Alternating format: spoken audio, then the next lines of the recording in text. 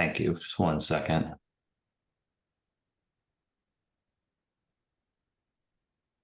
There we go. Okay. All and welcome to the Thursday, October 19th meeting of the Traffic Safety Work Group. We're using Zoom for this meeting, which allows the public to participate in the meeting as an attendee. And we're meeting per Chapter 2 of the Acts of 2023.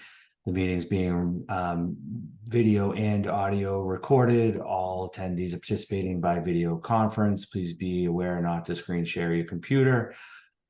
Please identify yourself prior to speaking. Speak clearly for to help ensure accurate meeting minutes. And please speak through the chair. All votes in this meeting will be conducted by roll call vote. And with that, are there any questions, comments, or concerns with the agenda as published? Seeing none, we'll consider that adopted by unanimous consent. And are there any public comment is there any public comment for items that are not otherwise on the agenda? You could raise your virtual hand or actual hand and I will recognize you. Seeing or hearing none, we'll move on to the first item under official business, which was to review the request for a yellow line replacement at 26 Easy Street. I'm going to recuse from this matter and turn it over to Mr. Burns. Thank you, Mr. Chair. As the group might recall, we looked at a yellow line request last month. We continued that to this meeting to give staff some time to explore some other options for discouraging illegal parking over on the yellow line. After talking with DPW, it seemed like it's probably not a good idea to put planters or bike racks or any type of other feature in the roadway on the yellow line to prevent that from happening. So unless Drew, you'd like to comment any further on that, I'll just say there's no recommendation for this item, and I'd make a motion to take no action on this and ask for a motion to take. Okay. Drew, would you like to make it? Sorry, go ahead, please. I thought somebody else spoke. No, go ahead, Erica. I thought somebody else spoke. Oh, okay. Sorry. Yeah, Erica, I just joined Michael Vesey. Oh, hi, Michael. Okay. So I'll take a motion to take no action from the membership unless there's something else to share about this location. If anybody else has any other ideas for discouraging illegal parking that may not involve. I am the shop. I'm the tenant on the corner there. So I think that's sure. probably the reason this is still on the agenda. Thank you guys for your time on the matter. It's still, I mean, nothing has changed other than the natural slowing down of the island, but it's still going to be the same issue come peak season. There was a change made in front of the building, and it's such a high traffic area that the problem is still going to be there if nothing is done. So is there anybody that can answer like why it went from 20 feet to 15 feet and like acknowledge how that might have created an issue that we're not dealing with, or does it kind of just get pushed aside at this point? I'm not sure if I can speak on the history of that. If anybody else has a better recollection for the change. Is there any reason not to extend it to 20 feet? I mean, well, if it used to be, would that help? We'd probably have to measure it, Mickey, to see what that would leave us with in terms of a full parking space or how many full parking spaces. Right. I will note that I drove down Oak Street just the other day. The building owner's pickup truck was parked up to the yellow line. And there was no parking on the yellow line right at the corner, and I was able to see clearly visually. There was no issues making the turn onto Easy Street. again, if people are parking on a yellow line, that's an enforcement matter. Whether it's 15 feet or 20 feet, if people are parking on a yellow line, then the police need to be called and they need to be ticketed. And I know that seems laborious, and some people think that that's a waste of the police's time, but that's the way that the traffic regulations are written. And the police department is the enforcement authority for that. And we have people down there to do that. So they just need to be aware.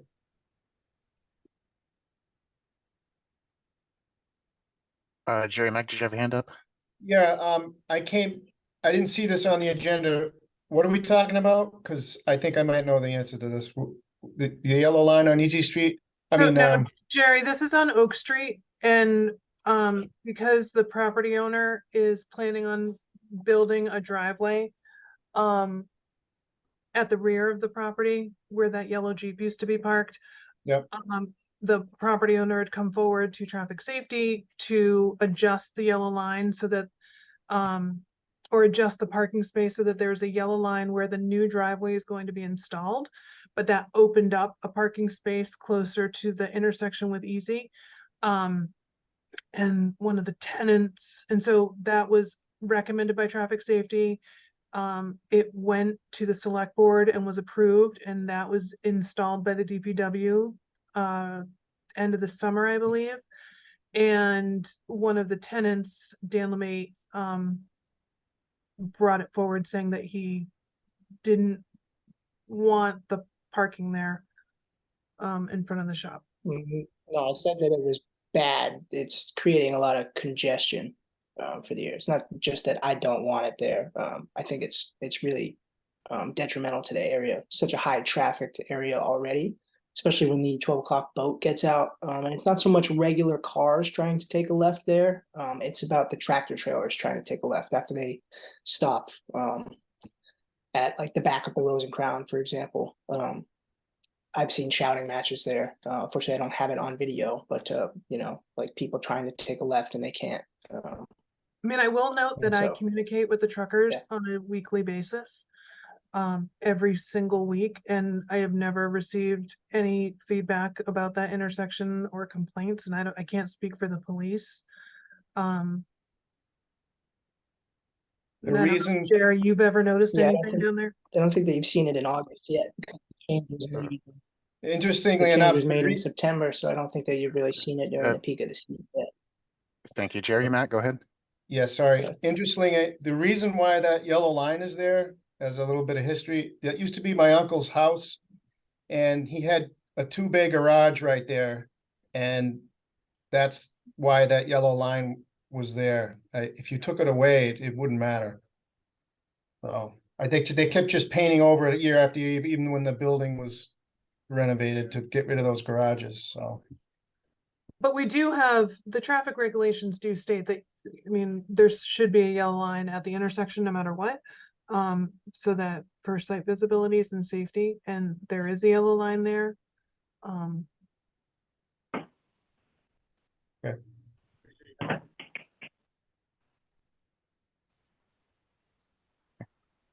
Anyone else want to speak to this matter? If not, take a motion from the group.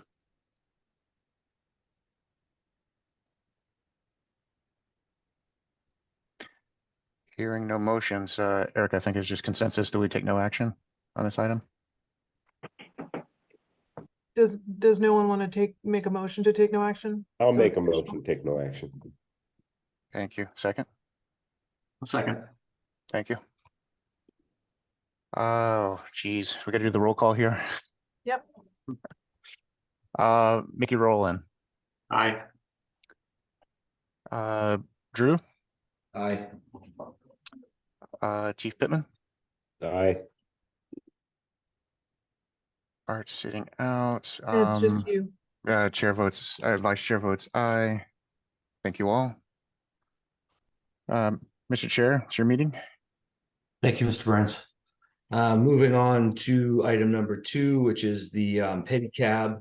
There's 2 items. We have a review of the 2023 summer pilot program and then a review for the request of the expanded operation for the 2024 and amendments to the town regulations to allow pedal assist bicycles. Why don't we start off first with the review of the summer pilot program?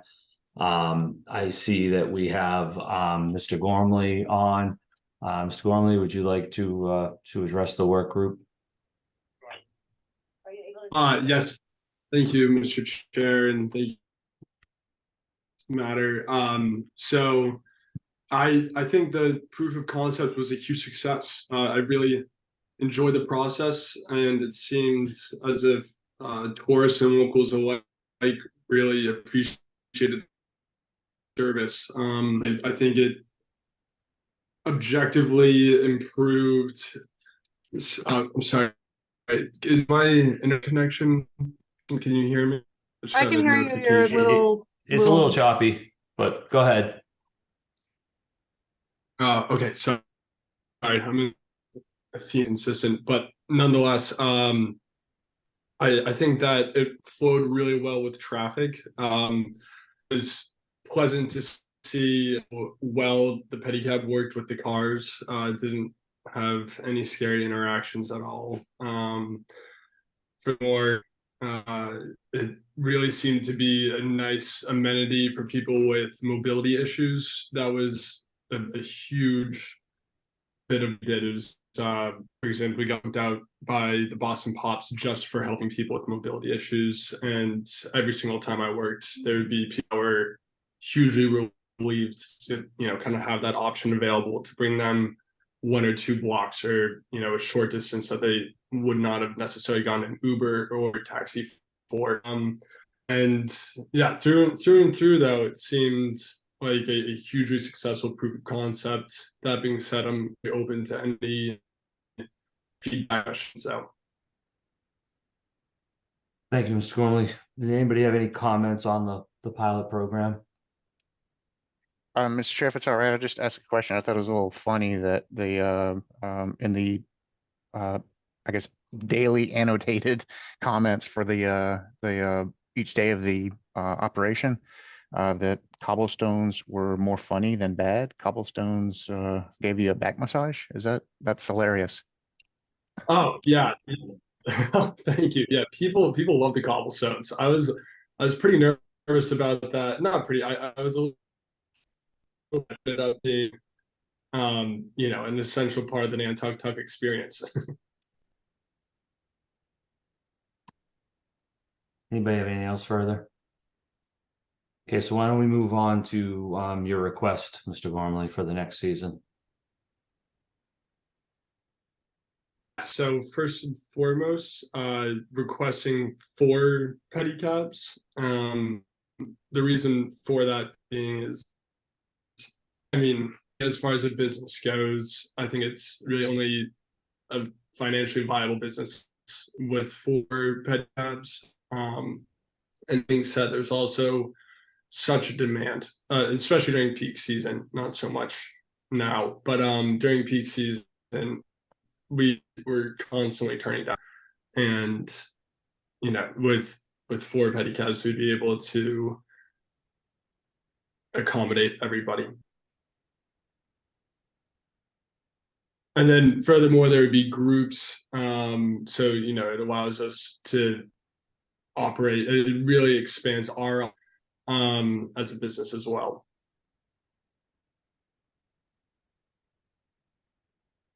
So then should I go on to the next? Just do 'em all. Discuss this. Yeah, one? why don't you go through everything and then we'll have a discussion on all of Sure. them. Sounds good. And then second point would be the service area map was really quite restrictive. And seemingly there are areas that we would be really close to being able to get someone to their house, but we'd have to walk a couple blocks. So rather than the cutoff zones, my proposition would be just anywhere that the speed or less, the pedicabs would operate. And that being said, I don't really have we wouldn't really have a whole lot of interest in that far. The shorter rides are definitely preferable. So, you know, I kind of prefer shorter rides with repetition. There was someone took us out for an event out in Wisconsin. There's a 1/4 mile long driveway, and you know, very lucrative option because it was out of our zone, but you know, it would have been a pretty and we wouldn't have ridden out to Wisconsin. I would have put them in my truck. We would have driven them out there, and then it would have been, you know, just as fair as it would have been in town. Just anywhere that's 30 miles or less, just so that's less restricted, still be focused primarily within town. Another example would be to go from the brewery satellite parking lot brewery, which is only 200 yards, but I received a ton of requests for that, surprisingly, particularly with the mobility impaired demographic. So that, you know, would just kind of open up some more options for us. Then another solution along those lines would be if after sunset, if we'd be able to on the pass. And I'd only want to do this after sunset as there's far less sun, and B, the pedicab is 4.5 feet wide, and my understanding is a lot of the newer, so it wouldn't even be taking up half of the bike path. So we, you know, there'd be an easy flow going in the opposite direction, and you know, like I just said, with less of a flow anyway after sunset.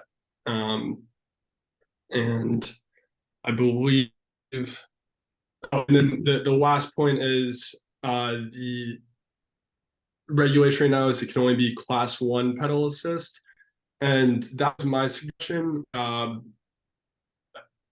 now learned is what was a kind of feudal suggestion. The 2, just to quickly, class 2 is throttle, while class 1 is just pedal assist. So every time the wheel rotates, and that's what we have right now. But I'd rather the throttle, which is what I've been using in the pedicab business I recently started in Portsmouth, New Hampshire, because it actually just allows for less engine use. It just kind of gives the driver a little more control. So there's times when it's electric and getting boosted around. So if anything, there's more safety with the class 2, just because it gives, you know, a more judgment for the driver, so that when moving around cars and whatnot, you can just put a little touch if you wanted. And So Michael, I just want to interrupt super quick. Your class 1 pedal assist allowance was only for the pilot season. The regulation, the bylaw still does not allow for pedal assist at all. So that's going to need to be a change to the bylaw, because what you were granted this year was a pilot only. It's not permanent. So just want to clarify that. Thank you. Thank you for clarifying. And I wouldn't be changing that bylaw in this meeting. That would be a different. No, this is where you're just discussing it. Okay. Well, to that point, I think that the pedal assist is pretty crucial. It definitely helped with the flow of traffic, and you know, made it for a more comfortable experience for everyone. The pedal, we did a little with and without the pedal assist, and it definitely works without the pedal assist, but I see objectively the pedal assist, especially because with the pilot season, we had the regulation of 15 miles an hour less, and never even really scratched the surface of 15 miles an hour. I think it's really just like that 0 to 10 miles an hour initial kind of boost that really helps. and has zero negative effect on safety. And then you also And have I believe, the fees. oh, charging thank fees. you.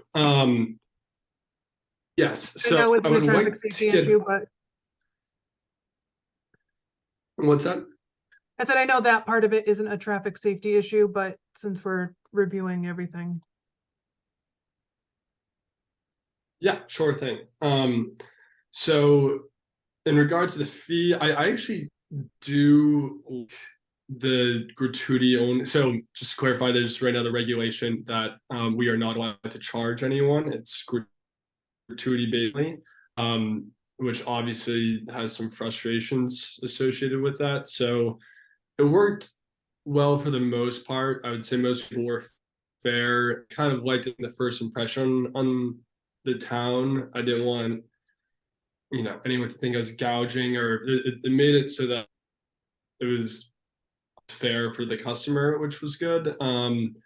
But then you'd occasionally get the drunken 21-year-old that would just fully change the system. A few examples of that were really frustrating. So it would be great just to get rid of that regulation, and I would still keep it only, but it would be, if I could just kind of subjectively choose to charge at certain, of course, before pedicab, we would agree on the price. But if there's really just a young drunk person, that's really the demographic that concerns me as far as payment goes. I would like to be able to say a fair price, but something to agree on before going on the ride. Just so Okay, that we've concludes it. thank you, Mr. Gormley. So we'll open it up to discussion from the work group. I think that we might want to start off sort of with a focus on really our charge with respect to, are there concerns with the operation, whether there's one unit or pedicab or multiple, and if we have any recommendations to the town manager with respect to the proposals that Mr. Gormley has made specifically. So if anybody has any, Mr. Gormley, go ahead. Go ahead, Mr. Gormley. Just to quickly clarify, there were two for this season. There was what? There were two for this season. Right. But whether there's, my point is whether there's any concern really with the pedicabs themselves, or whether then an incremental increase is of concern at all. So work group members, anybody have any thoughts or wish to share or discuss the matter? Art, Yeah, go ahead, Mr. Rowland. I just have a question for, I guess, the police chief or anybody else that would know about this. Were there any complaints filed against these pedicabs? Was there any public concern about them? Not that I'm aware of, Jerry. Okay. So Chief Pittman. Yeah, I don't I think they worked downtown in the current areas. One of the reasons the areas were defined the way they were back then was because of concerns about putting vehicles 4.5 feet wide or however wide they are on the bike paths. And I don't think right now that's a good idea to do that. It's a commercial operation. That would be the second, that would be the second problem. We're having enough trouble with just bicycles alone on the bike paths going, supposedly 20 mile an hour, 15 mile an hour. I think to now add a commercial operation to that would be another problem. The rate, if you remember way back when the bylaw was created, there was, I believe, some objections. One of the reasons it says no rate is because the cab operators were concerned about being undercut by this operation. And so my guess is that an attempt to impose a rate would probably put a reaction from them, probably demanding that the same rates apply to the pedicabs that apply to the taxi cabs, is what I would guess would happen. I don't know that. The second thing would be the 4 pedicabs. I don't really have a problem with that. I think, you know, I honestly saw them maybe twice in the summer downtown. They certainly were not obstructing or in the way of anything. So, you know, I get downtown quite a bit day and night. And so I think on the roads they worked, but I wouldn't want to put them on a bike path. As far as some of the other things that you mentioned, you know, there's nothing stopping you in the current agreement now to go out to that private property that has a 1/4 mile long driveway and operating in Wisconsin. You just can't operate on the roads. That's the difference. You can do whatever you want to do on private property as long as the private property owner allows it. I'm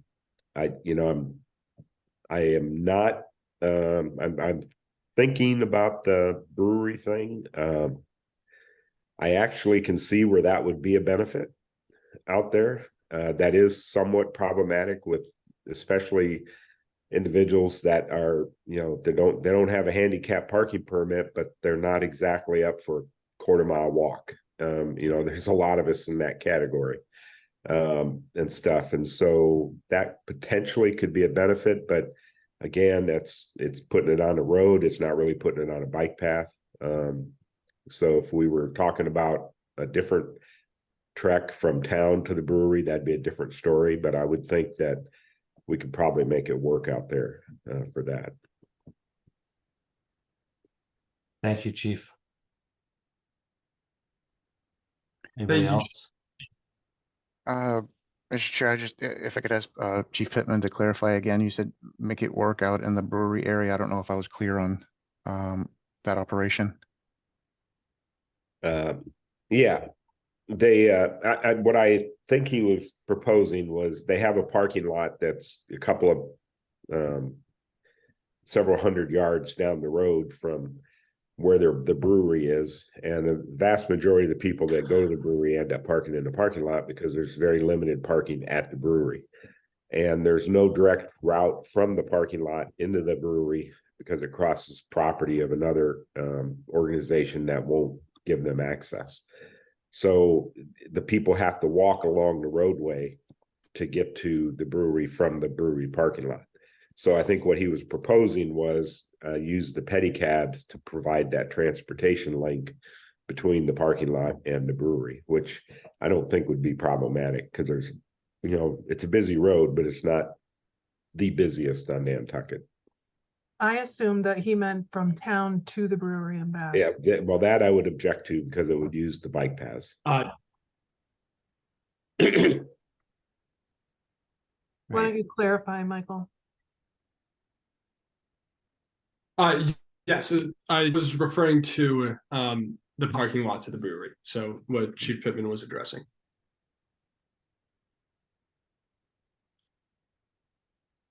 Anybody else? Mr. Chair, just to clarify on the rate charge, getting not using gratuity, using some kind of rate. Is this like a per minute rate? Is that what That'll be intent is? discussed by the select board. That'll have to be set by them. That's really kind of out of the purview of this. Gotcha. So So are we ignoring that part of the request or would the motion be to delete the gratuity only? And however the rates are established, they're established. I guess. I mean, I guess I probably shouldn't have put that part in it, but I was just trying to cover all of his things that he Okay. wanted to review. Okay. I'll But just it's not really traffic safety related. gotcha. Yeah, I think we'll we could ignore just that. say defer. Defer on that item. Would be Plus, my it's gonna thought re- to the It's going to require a select board. bylaw change. Yeah, so Right. one thing I wanted to just point up, Art, is obviously traffic safety is advisory to the town manager. And I know that BPAC is working on its own I think, recommendations, because the select board asked that the Bicycle and Pedestrian Advisory Committee also review Mr. Gormley's proposals. And both boards are supposed to report back to the select board. But the bylaw is gonna need a warrant article to change it. And I don't know if Mr. Gormley plans on doing that as a citizen warrant article, or if he's expecting the town to sponsor a warrant article. I don't know if BPAC is recommending it, and then that would come out of planning in their proposed articles. So that's something that needs to be discussed offline, but I just wanted to bring it up here. Thank you. Who would I discuss that I- with? Your attorney. Oh, okay. I mean, I don't mean to, you, or your consultant. I mean, I think you would want to, you know, determine how you as the applicant want to, you know, come forward with whatever changes are gonna be needed for bylaws. And then, you know, with that, there is, I believe, I don't know if the session has already happened with town It council. did. I believe it already happened, so. And You the may- deadline for submitting citizen warrant articles is Monday, November 13th at 4 p.m. Right, so I didn't mean to be, but you might want to get your own sort of advice in terms of how you may want to proceed with that, your own counsel, you know, for something like a bylaw change. So that you don't find, if you prepare it, that there are technical flaws or challenges with that. There's sometimes it's worth it. It's up to you. I would does anyone else have anything further on sort of I think we want to focus on, you know, the concerns with the interaction with traffic and bicycles and pedestrians from the operation. And I had, you know, made my concerns known last time you came forward. I still have those concerns. I think that a commercial operation that is expanded has, in my opinion, too great of a risk to create additional conflicts. Our traffic volume is increasing every year, and I certainly don't favor or agree with the operation on the bike paths. And then within the roads, my concern, again, as I've said, would be, and it's even more so with an expanded district, vehicles passing the pedicabs being forced into opposite lanes or being stuck behind them if they're not passing. I respect what it is that you're trying to do. It's just, and we can all maybe agree to disagree here, but personally, it's not something I feel that is in a positive that aspect to, you know, the interests of traffic safety on Nantucket. Even if you are providing some, you know, there is without a doubt a service, and you know, taking some folks out of offering them another mode of transportation, this additional change of mode, and as I said before, I believe changing additional vehicle class to our roads that is different than sort of everything else is where my concern is. So I just wanted to share my position with you on that. Chief Pittman. Thanks, Art. Yeah, I agree with you. I think my issue with them on the roads is in town, it can go 15 mile an hour, 10 mile an hour. It's not holding up traffic. They can stay right up in traffic. That's one of the advantages that they have. Out on the roads where the road might be 30 mile an hour or 35 mile per hour, that's a different story, and we will have a lot more conflicts. And I wonder why this is kind of the cart before the horse, because really everything in here requires a bylaw change. The bylaw says, you know, class 1 or non-pedal assist bikes, so that's got to change. Fees are prohibited, that's got to change. Extending the service area map, that's set by the bylaw. I'm not sure how what we say can change that without, going before the town meeting. And the only thing that we could make a recommendation on really is the number of pedicab licenses, I think. And so I think it's kind of, it's kind of the cart before the horse. There really ought to be a bylaw presented for us to comment on rather than this. And I, for one, don't have any plans of drafting any bylaw to amend that pedicab law. I'm only here for 43 more days, so I'm not going to spend my time doing that. You're counting? I'm counting. How many minutes? Well, let's see. Thank you, Chief Pittman. Mr. Rowland. Yeah, I just wanted to say that I don't have any problem with most of these requests. I think that the area that's being covered needs to be addressed. 30 miles an hour sounds like a fast area to have these pedicabs. So I would just want to see more specific information about the area map. That's it. Anybody else? So, Mr. Gormley, it sounds like, perhaps this is more of a sense of the meeting of where you may end up if you decide to pursue this with, a citizen's article and the for changes to the bylaw. Sounds like there's maybe some split differences and but it's really the ball's sort of in your court. We don't really, again, as an advisory board, have the power to make any of these changes as has been stated. So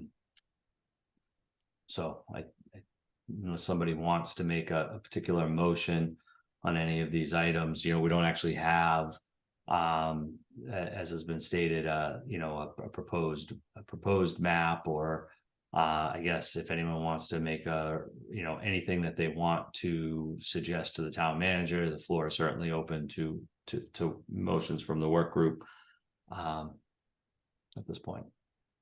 Mr. Chair, if it's all right, I just suggest to Michael Gormley that he use the language in the bylaw to make edits and submit that as a citizen's article, if that's what he wants. I got to say that wasn't. Maybe I got a little confused with the process myself, and that needed a town meeting action rather than a select board action. So, apologize for my confusion on that, on developing recommendations. And I would, other than suggesting you use the bylaws as a template for a warrant article, that we take no action at this time. Anyone have anything else further? Okay. Thank you, Mr. Gormley. So the work group's not going to take any, it doesn't sound like there's any action that we're going to take at this time on the request. Sounds good. Thank you all very much for taking the time to discuss this matter. Certainly. Good luck. Bye. Moving on to item number 3, which is a review of the loading zone and parking on Coffin Street. There has been some discussion. We have some correspondence in our packet with respect to the loading zone, and I believe there's been some blocking of the public road on Coffin Street, and I think we need to discuss that a little bit further. And is there anybody from the lot representing the lobster trap here? So I'm gonna apologize because I'm realizing I don't know that I invited them, which was a big oversight on my part. If you'd like, I don't know if you have the ability, if you want to send that invite and we can move this to the end of the meeting. If they happen to jump on, then maybe we could have further discussion about it with them present. Yeah. I know it's short notice, and if everybody's all right with that. Okay. So we'll move on to the review of a request for an installation of a speed limit hidden driveway signage on Westchester Street. Down to that. And is there anybody here to speak on that request? Yes, Mr. Chairman. My name's Randy Saltis. Thanks for the opportunity to speak. My wife Felicia and I have lived at 91 Westchester for a bit more than 6 years, and we previously lived in the Austin Farm neighborhood in Cisco. As you probably know, Westchester is a cut-through road that leads out of town all the way to Cricket Lane, where the animal hospital is, and it's also one of the main access points for the Westmore Club. And throughout each day, we see a fair number of passenger vehicles on the road, but there's also a lot of contractor, landscaper, and rideshare vehicles as well. And there also seem to be some concentrated peaks of activity, particularly in the 7:30 to 9 a.m. range, and also in late afternoon. And these probably coincide with activities at Westmore. And although most of the drivers on Westchester are really courteous, they go reasonable speeds, they yield to pedestrians. Over the last year or so, we've seen an increased number of vehicles appearing to be going faster than the conditions would actually safely allow. We live on a blind curve at 91, and have actually had some personal close calls with vehicles approaching us as we walk, as well as when we try to exit our driveway. And I just feared that this is an accident waiting to happen. And so that was the basis for my signage request through the work order. There are currently no speed limit signs on Westchester between Pilgrim and Crooked Lane. And the signage would at least make drivers aware of the speed expectations in this area. In addition, given the nature of the blind curve between house number 86 and number 91, where we live, I think a hidden driveway sign in the westbound direction would actually help warn drivers about the potential risks lying ahead for them, and also, to other drivers and pedestrians. So, those are my simple asks, and I appreciate your consideration on this matter. Thank you. Then thank you for Ms. Mooney for sharing this. I believe that, and I'll defer to Chief Pittman, that this would be 25-mile-an-hour road. And in which case that would be the signage that could be installed if we were going to install signage. Yeah, it would be. It'd fall under the 25-mile-an-hour zone. The question I have is that public road there on that section? Yes. Yeah. Okay, then we could just put up a thickly settled 25-mile-an-hour neighborhood signs. Laura is the oldest road in the town.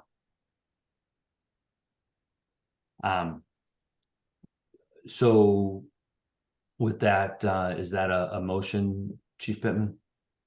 Sure. Is there a second? Second. Motion been made and seconded. Any further discussion? Hearing not, Mr. Rowland, how do you vote? Aye. Chief Pittman? Aye. Mr. Patnode? Aye. Mr. Burns? Could I be clear on the motion one more time? This is a thickly settled 25-mile-an-hour signage Install 25-mile-per-hour thickly settled signage. Right. at either end of Westchester, like at Crooked Lane, and then at the other end at. That's correct. Okay. May I also ask whether a hidden driveway sign may be erected?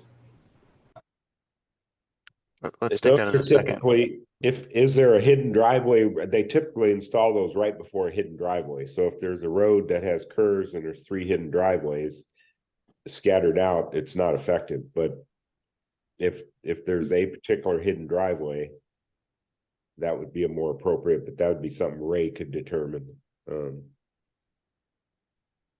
from driving it. My sense is maybe we start with the speed limit signs and the thickly settled signs before we go putting up too many signs. While your driveway's on the curve, it's not a lot different than some of the other ones. And, where do you stop with sort of putting in signs for driveways? And the other would be to look at, perhaps, some additional clearing, especially on your own property there, that's outside of the layout, might help make your driveway more visible. That's actually town land, not ours. well, again, where the, you know, if we know, we can't really tell from the GIS, but, if there is additional, you know, clearing that needs to happen for sightlines, I think that also could, be, something for the, so is that your, oop, That should be it. That's the driveway, and then this is. right, so I mean, it's pretty clear. Vegetation. And then back in here, you know, I mean, we could ask for shoulders to be cut back further, by the DPW to the extent they have the ability to create, you know, but my sense is that might raise even more concerns with abutters. If you stop making the road wider, it might also have the effect of even further increasing the speed. So, you know, maybe see how, if the signs help, and we go from there, would be my suggestion. Thank you. Okay, so there's a motion that's been made and I believe seconded. Any further discussion? Mr. Burns, Mr. Chair, thanks for clarifying the motion. I'll vote aye. Mr. Rowland, Aye. Chief Pittman, Aye. and Mr. Patnod. Aye. And that chair votes aye, so it carries unanimously. Thank you. I hope that helps. Thank you for We'll move on to the request for a no parking here to corner sign on Surfside Drive at the intersection of Surfside Road. That was Mr. Flaherty. Mr. Flaherty, Is he still on? with us? I don't see him in the list. Yes. Oh, he is. Oh, all right. I wouldn't have guessed. I misspelled my name.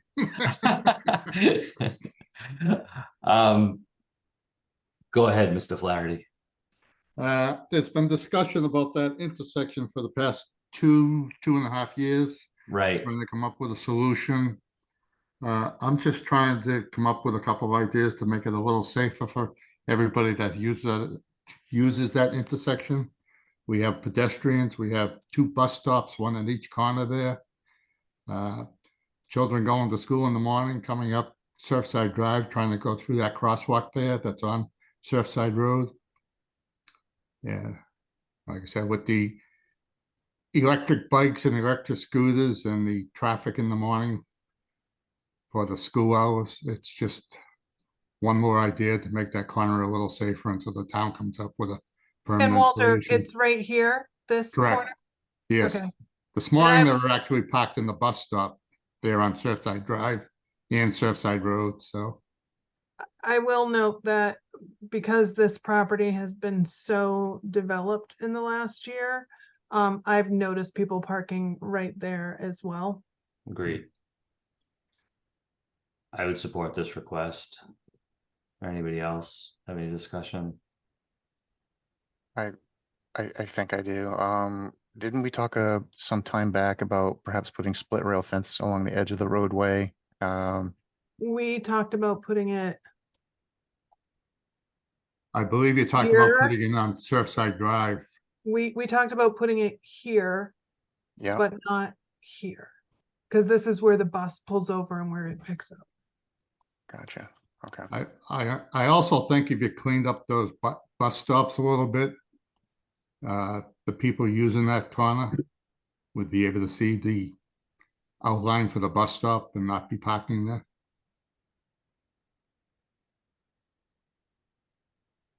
We can talk to the NRTA about that. Is there a motion to install no parking here to corner signage on Surfside Drive to Surfside Road? I'll make that motion. Is there a second? I'll second. Motion made and seconded. Any further discussion? Hearing none. Yeah, I Go ahead, Mr. Burns. Surfside Drive, can we just cut to the chase? Maybe just no parking either side. From between Surfside and Hooper Farm Road. Hmm. That's a good idea. I mean, It Um, might, I would support that concept rather than just within 15 feet of the intersection. Okay, I think this goes back to the question of, though, we have signage all over the place saying no parking either side. And people think that because they're not in the roadway and if there's room on the shoulder that they can park there and they don't get ticketed. So it makes Agreed. signage ineffective. Is the no parking here at a corner really any different than that? At least it makes people not park in the bus stop.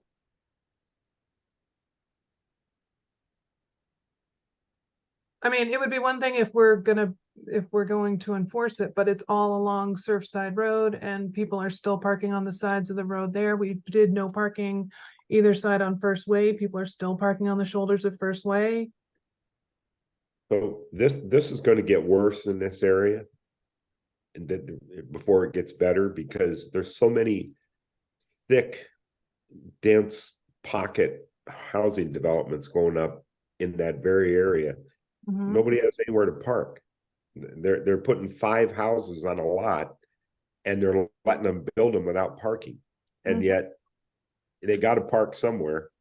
And that's what's happening. And you know, they get up there and they hope they can park and they move and they do everything else. And yeah, I don't know the end. It's going to be a real problem.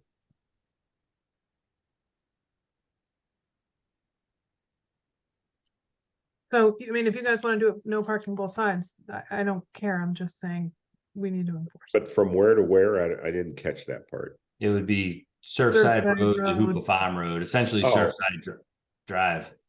I would say no. Maybe we should just start with the piece that's before us. Yeah.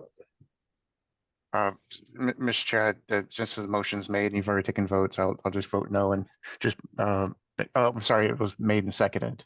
I've made my comment. You haven't taken a vote yet, so Yeah. I'll just leave that comment. Okay, sounds good. So, Mr. Burns, you're a no. I'm gonna say no. Mr. Rowland, Aye. Chief Pittman, Aye. Mr. Patno. Aye. and Sorry. Chair votes aye. Thank you, Mr. Flaherty. Thank you. I'll be in touch. Thank you. We have a request to review Belgian block rumble strips on Prospect Street to deter speeding. Ms. Mooney, you want to Yep. cue that one up, please? Yes, that's my request, and thank you all for scheduling us for discussion. My name is Bob Miklos. My wife and I, Mary, have been residents on off of Nantucket for 35 years. We've been living full time at our house on the corner of Prospect and Mill Street since 2010. Of course, along Mill Street, we've seen a great increase in traffic, particularly commercial traffic, large construction vehicles since in recent years. Our concern is really one of safety. We're on the north side of the street, corner of Mill, very close to our house is the pedestrian marked crossing from Mill Hill Park. So we do see a lot of pedestrians, joggers, families on bikes and bike tours crossing there. The grade of Prospect descends from the old mill as you approach the intersection of Quaker and Milk Street. So there's a tendency for trucks and all vehicles to accelerate as they are moving to the west. That section of Prospect is posted at 25 miles an hour from the mill to the Milk Street intersection, and it's often, as you know, in the summer backed up. So the problem is with the large vehicles traveling at much greater than 25 miles an hour, they have to stop quickly as they come to the intersection Mill Street. The large vehicles often use a technique of an engine brake, which makes a horrendous noise, but more, I think, more dangerously makes it harder to control the vehicle. So we have seen family pets killed on the road. Most recently, a pedestrian was hit at the intersection and airlifted to Mass General. I have seen near collisions with kids on bikes and the truck traffic many times. So for us, it's fundamentally a safety issue. We actually welcome the amount of pedestrian and bike traffic through our neighborhood crossing back into the historic district. Often we can provide them with directions when they're lost, and we like doing that. But it is a very dangerous condition. What aggravates the situation is that the curbing from that pedestrian crossing down to Mill Street is broken. So we literally see blowouts or hear blowouts 4 to 5 times weekly, some of them large trucks and on the same side of the street. So there's a new house under construction, and a couple of weeks ago, they tore up Prospect to make a connection with the water line just approximately where the striped pedestrian crossing is. And that was partially covered for a while with a steel plate. And it was amazing how that mitigated the traffic. Everybody drove slower, more cautiously. The noise was reduced at least by 1/2. So it was very clear to me. I'm an architect and a city planner and all of that. That a simple device by putting some mitigation at the crossing would ultimately save lives. I know a lot of our neighbors support this initiative, and I just, driving as I'm sure you all do on Sparks Ave, I think the introduction of the granite cobblestone pavers there has helped enormously to mitigate traffic. If nothing else, it signals to the drivers that they're in a different zone and they need to drive more cautiously. So I hope you would consider that kind of remediation at the crossing there. I think it would make a big difference, and it will ultimately save lives and injuries. Thank you. Ms. Mooney. I just wanted to make a couple quick comments. There has been discussion over the years about removing those rumble strips in front of the Boys and Girls Club. They also used to be by the elementary school, and they were removed there. One thing I will note that happens as an unfortunate side effect of them is that people will swerve to go around them, which causes unintended consequences when you are approaching traffic and they're swerving. And especially, and that's a straightaway, whereas Prospect Street is so windy.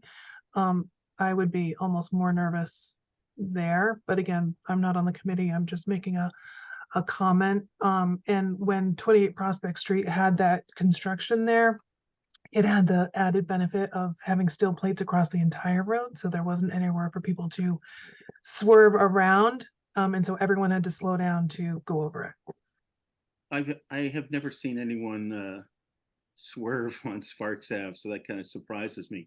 But wouldn't the simple remedy be to extend the granite paving fully across the street from north side to south side, and then the swerving would not occur? Seems like a pretty simple solution to that issue. Okay, thank you. Work group members, any other thoughts on this? Concerns perhaps from DPW, snow removal and maintenance issues? Mr. Patnow? Yeah, just thank you for that. I I do have concerns for in terms of the longevity. Like you said, from a snow removal standpoint, they're definitely a challenge. I do agree with Ms. Mooney's point that people do swerve around them. The other issue is that these, if you look at the ones on Sparks Ave, for example, they are detrimental to the pavement around them. They don't really marry in nicely with the asphalt. You inevitably get cracking and potholes, and I know that the ones on Sparks have been adjusted and needed maintenance and repair. And then to your point of extending them fully across the road, you know, again, where the asphalt meets these rumble strips or the cobblestones, as it deteriorates, now you have potholes that people are avoiding, so it kind of furthers that issue. And so from a maintenance standpoint, these are just less than ideal for sure. Another thing is, and this isn't the main impetus of this, but from a noise perspective, that is a very busy trucking route to the landfill, and many other construction sites. And when the trucks are empty and they go over these, they are very noisy. So that'll have a negative impact to the area for sure. Well, if I could, hold on a second, please. Let's have the work group go first. Thank you, Mr. Rowland. Yeah, I'm not opposed to this. I think that anything that would help slow down the traffic on Prospect Street would be a real benefit to the town. I think it is a dangerous area, especially since the sidewalks don't really exist in that area. So I think slowing down traffic would be a great thing. I think it would have to go across the entire road so people don't swerve to get around it. And I do understand the noise could be an issue. But I'm not opposed to this one. Thanks. Thank you. Anyone else? Mr. Sheriff, if it's okay. Yeah, Mr. Burns. I think I agree with the DPW director about the maintenance concerns, and the utility of these is more of an alert to the driver rather than a traffic calming function. I think you would need like a longer stretch of these cobblestones, 100 feet or so. I'm just making up a number, but more than the 5 or 6 feet that they're at the on the Sparks Avenue location. So it would just be a little bit of a racket to alert the driver that, you know, they're coming up at a different area. So I don't know if you get the speed reduction there other than awareness. And there are some homes that are pretty close to this area. So I think we might be satisfying some concerns of a few people in order just to raise concerns from other folks. So that's that would give me some hesitation. I mean, a lot of these cobblestone areas, if it's in town, it's meant for 10-mile-an-hour traffic through the corridor, or slower speeds through the corridor, and then we have them around the roundabout as an apron to kind of discourage driving and mounting on and around that circle. So it's, I think it's just a misuse of the tool. So I don't think that would support in this location. I think there's other strategies, if it's appropriate, to maybe we can consider at a future meeting for this area to kind of notify drivers of their speeds. I just don't think that this is the tool we want to take out of the toolbox and apply at this location. Thank you, Mr. Burns. I will add that we've talked about Prospect Street probably every year for 20 plus years, and speed and sidewalks, and there's no doubt that with a combination of the grades and the vehicle mix, if you will, that there are some concerns. But in terms of what can effectively be done, I am in agreement with Mr. Burns that I don't. My belief is that a limited width strip is unlikely to have a meaningful reduction in speed, and that when that's combined with both the cost of initial installation as capital project and then for ongoing maintenance and the reasons explained by the DPW director, I also would not favor this installation. Mr. McCalls, I will come back to you if you'd like, please. Yes. Okay, speak. First of all, my apologies for making a specific recommendation. That wasn't my intent, and I appreciate all your comments and understand your concerns. I'm really desperately pleading here, not just for myself, but on behalf of the whole neighborhood, who I know well, for some kind of mitigation at this point on Prospect, for limiting the speed, because it's well posted. It even says caution children. It's well posted at 25 miles an hour, but people just drive there too fast. So what can the town do to make this a safer condition? I'm convinced that in the near future, I will see children on bikes with families killed in this section of Prospect, because I've seen that almost happen. So I implore you to come up with some solution. The maintenance issues I understand, but aren't lives more important in this case? Thank you. I mean, certainly we've spent years trying to get sidewalks, additional bike path connections, through there. Certainly, no need to apologize whatsoever. Your recommendations are welcomed. That's what we're here to discuss and try to make improvements where we can. We also don't have the ability to just change or fix everything, right? There's what can be done, and that's why I think the signage is as good as it is, and as much as that does exist there, because we have spent a long time trying to to do the best we can with what you have going on there. So I just wanted to convey that back to you. Certainly appreciate the thoughts there. So I don't have more answers there. I see that our transportation planner does have his hands up, and this is certainly, in his wheelhouse. Mr. Burns? He's muted. Sorry. Was left up from before. Yeah, keep going, Erica, 'cause I think you might have had something to add before me. I just wanted to encourage Bob and Mary to stay on the meeting, because the Wisconsin Civic Association has a proposal. And I know it's one that hasn't gained a lot of traction over the years, but maybe there's more of an appetite for it with the amount of traffic on Nantucket. So I don't know. I would listen to hear how that conversation goes. Mr. Chair, if Thank it's you, all right, yes, Mr. Burns. I think Erica took the words out of my mouth, and I'm just going to go ahead and be the bad guy and make the motion. I'm going to make a motion that we consider or install speed awareness radar signs at this location. Wow. Is there a second?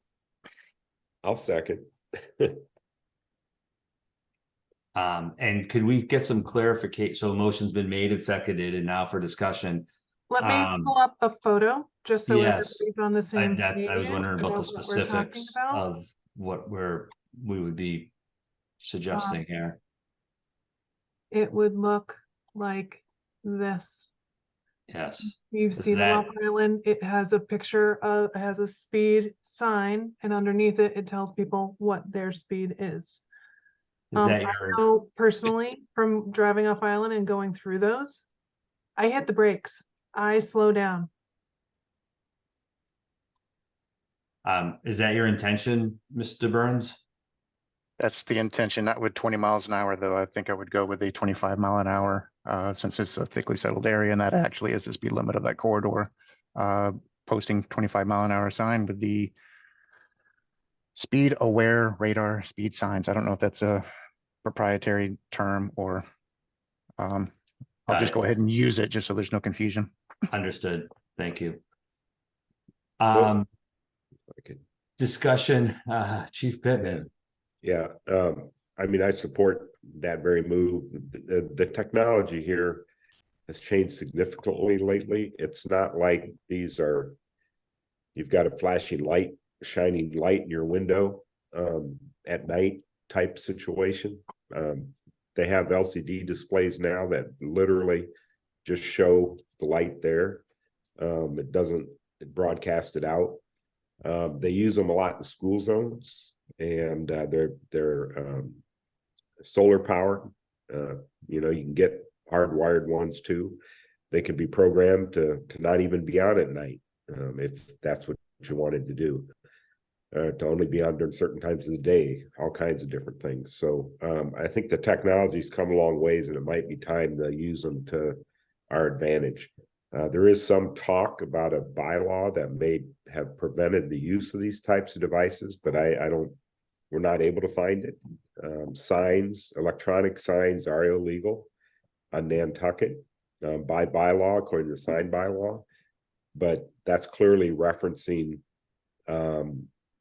signage for commercial establishments type thing. It doesn't address traffic safety or signs installed for traffic safety purposes. And we, as the town, certainly use electronic signboards constantly for construction. Yes, and that's exactly my point. It's a traffic safety function. I think if it was recommended for traffic safety purposes, I think the town manager would take a hard look at it. Thank you. Anybody else? I will point out, just for information, I'm jumping the gun here a little bit, but the Wisconsin proposal also included the caveat that they would fund the purchase of it. So you know, they're about, I can't remember what they are right offhand, but I'm probably going to have 10,000 or something into them.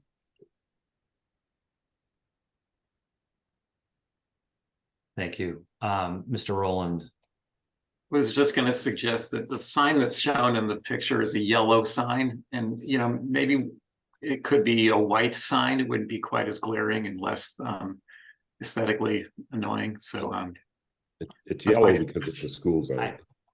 I guess I'm wondering, you know, that on this particular item, it's quite a change from what was listed on the agenda. And if it in fact should be an agenda item specific next month, or not, you know, is it beyond sort of the scope, or is it something, you know, I just don't know that, I guess maybe not, I'm speaking kind of aloud. It's just a, you know, a bit of a change. It's obviously something that I think we're going to get concerns from both sides. And this is going to go obviously to the next discussion as well. And ultimately it is up to the town manager. My concern, Chief Pittman, I certainly defer to you that it had always been my understanding that it was a conflict with the bylaw. And then I also wonder, does HDC or the sign advisory committee have jurisdiction over these or not? I think that's been a question that so you know, again, in my opinion, they don't have any jurisdiction over any traffic control or traffic safety signage. Right. You know, they might try to exert it. I think that's what happened. This all come about a few years ago when I think it was Mass DOT recommended some flashing lights, or somebody recommended some flashing lights out there at the curve on Sconset, on Sconset Road, going out of Sconset on Pulpus Road, I mean, and they recommended some flashing lights because of the safety. And that was somebody from HDC or the sign committee raised an issue about that, and it never was done. But I think there was a real debate as to whether they had jurisdiction over traffic signs. And then it was raised again when the Mass DOT installed all kinds of signage down the Milestone Road. And I think Miss Rayport or somebody else raised some issues about, you know, they stood out, they should be gray or they should be something. And no, they're not. They are what they are. They're right. Color coded and they're designed for a purpose. And each one has a different meaning. So like in the case of that one there, you know, I mean, you could have them made red if you wanted to, it doesn't matter. But that they're typically used in school zones. School zone signs are typically yellow, and 20-mile-an-hour signs are typically school zones. So, you know, one's regulatory, one's advisory, and the yellow flashing, the speed limit the speed display sign that shows your speed is just an advisory thing. There's no enforcement ability in that. The sign right above it is the regulatory sign. That's the one that you must follow by the law. So, I think it's really cutting the hairs if we try to decide if it should be yellow or white. Great. Ms. Mooney? Thanks. I just wanted to know that, people don't pay attention to white signs. They just don't. We have had a truck route sign downtown forever, and we still have trucks that try to go up Federal Street. And I'm talking about 18-wheelers. I had Ray change it out for a yellow sign. Hasn't happened since. It's about visibility. It's about making people look at what that yellow sign says. Yeah, Thank if you. for that, I am a preservation architect that I taught in the Penn Institute, and I have a restored historic house, and I would advocate for the yellow sign for its effectiveness for safety. Thank you. So we have a motion that's been made and seconded. Any further discussion? Art, just to your point about should this be held over, I think the conversation moved in a very organic way. And because this type of sign was already on the agenda for another matter, I don't necessarily think that it needs to be held over for. Fair enough. clarification. Fair enough. I just wanted to sort of float that. I'll offer my thoughts on this. I'm going to agree, and it's a pretty big shift, honestly, from where I've been over the years with respect to electronic signage on Nantucket. But I think that if we really stay to our charge on this work group of traffic safety, and there's other folks in the town that may decide against this on the other reasons or the basis of historical character or other things, that given the newer technology, I would like to see if there was some kind of I'm always concerned with precedent, that a vote that we take, and given that it's almost sort of like the termage of pilot program, or could we agree to this or support this for perhaps a limited time to see if there were what kind of concerns or may come out of it. For example, if there are other neighbors that something like this then has a negative impact on. But from a pure traffic safety perspective, I will support this, and I think it's better than the rumble strip that we've previously discussed in terms of what might be effective to achieve the goal in what I think we all agree is a concerning corridor. Our charge really is exactly what you stated, to avoid injury and safe use of the roads by all users, vehicle, pedestrian, bicycle. Chief Pittman. Yeah, I think some of what you say makes a lot of sense, Art, and one of the concerns I do have about this, I know Sconset has had the discussion, their association supports it, their membership supports it. I know they've had a neighborhood discussion about it. I don't know that the Prospect Hill folks have, and I'm not saying they'd oppose it. I think given the arguments that we've all heard here in the discussion, I think they probably would support it. But I think we need to give them an opportunity to do that. Also, the other thing is the town's got to be careful here when it comes, like in Sconset, they're coming forward with the funding to implement it themselves. And this would be something I would think the town would have to think carefully about how they were going to go into this, because it's one thing if somebody else is footing the bill. If all of a sudden now Sconset's paying for it, but Prospect Hill's getting one and the town's paying for it. Well, what about Duke's Road, and what about Westchester Street, and what about everywhere else that's going to want one the first time they see them? And I think there needs to be some neighborhood investment into it. So it really needs to be the pilot project needs to be coming forward with a proposal on how to pay for it as well as to do it, because these are not cheap. And Dennis will tell you there is a certain amount of maintenance going to be required. What happens when it gets run over by a vehicle, which inevitably will happen to some of them, that kind of thing. So just a lot more to think about than just putting up a sign. That was my concern. You articulated it exactly. But I think we're moving towards it, but we should also be cautious with something, like you say, that for all those reasons. Ms. Mooney? Thank you. I just wanted to note too that maybe you can make a caveat on the motion, something to the effect, because this is a truck route, not only to and from the dump, but we use this as the quote unquote reverse truck route when we have to shut down the main traffic into town. And because there is a slope and because it is windy and it's hard to see around corners and there's no bike path, that's why it was deemed to be necessary in this area. That's Not to mention very, oh, well, no, hold up, please, one second. I will recognize you. Thank you, Ms. Mooney. Those are excellent points. Mr. Padnor?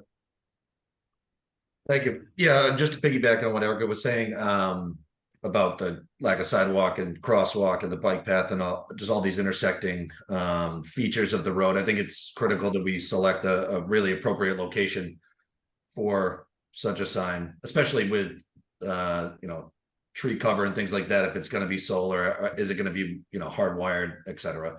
I also worry sometimes if something like that was put too close to the crosswalk, are people looking at that, not looking at people waiting to cross the road, etc. So just not to overwhelm drivers that are traversing this area.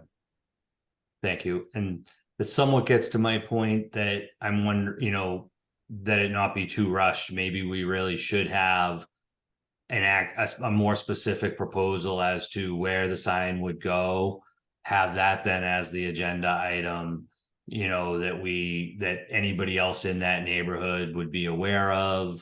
Perhaps then, it could be a more fully crafted motion could be considered that outlines all of the reasons that had been stated. So, I am generally supportive, but given sort of everything, I wouldn't mind seeing this with more information and details before we actually took a vote on it. Mr. Burns? Am I muted? No.